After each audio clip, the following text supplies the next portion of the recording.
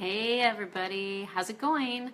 I wanted to hop on today because I wanted to talk about the three things that I would take away from last week when I attended Tony Robbins' event and I took a 2-day personal retreat.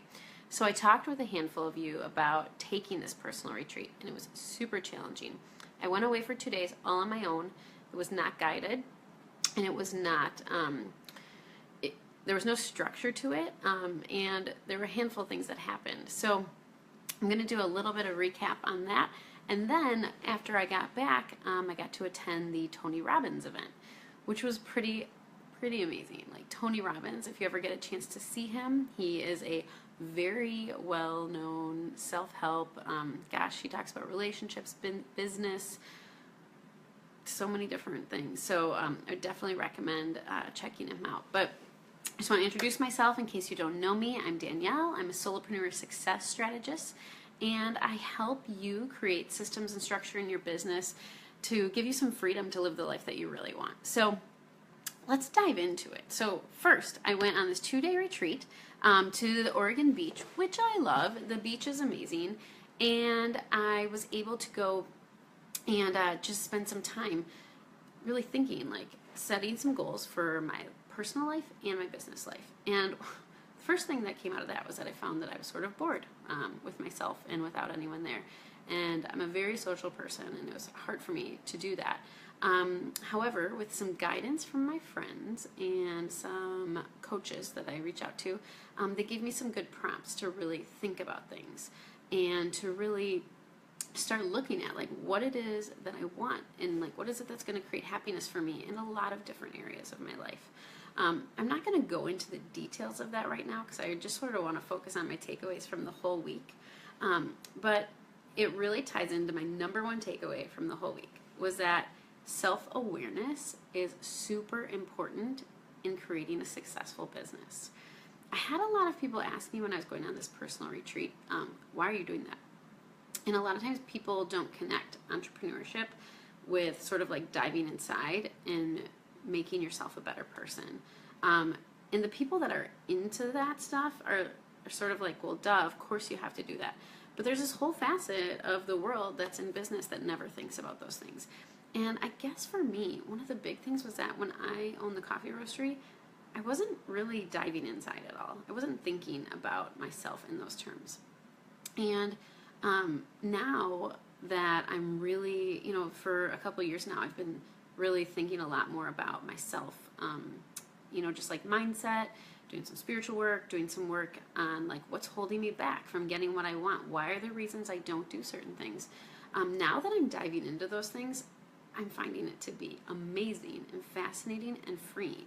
And I know that because I'm doing this work, I'll be able to take my business to the next level.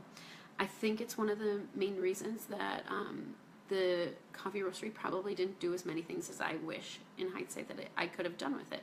I think that, and as fast as I wanted to do some things.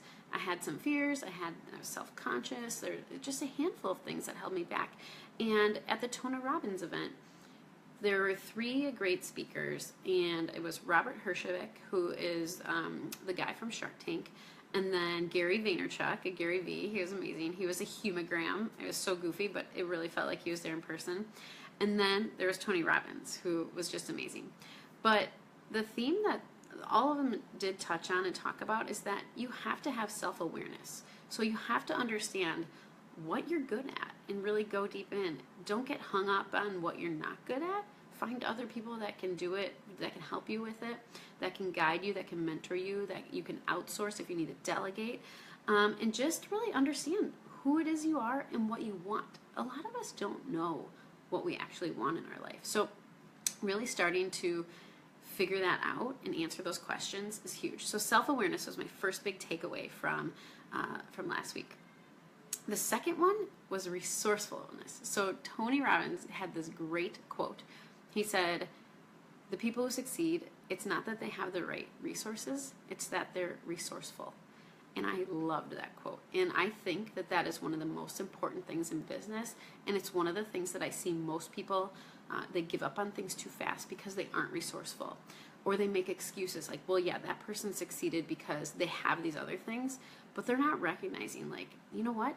If you want to figure it out, you can do it. You have to get creative. You have to think outside the box. There are so many times in my life that I can think back to the reason that that we made things work was because we were very resourceful. Just, it was crazy in our roasteries. Like, even when we bought the business and moved up there, we had never even owned a coffee shop. We had no clue what the hell we were doing. We didn't even work in food service, let alone a coffee roastery. And we got very resourceful, and we figured out what it took to make that place work. I can't even tell you how scared I was the day after we signed the papers and owned this coffee shop. I'm like, what are we doing?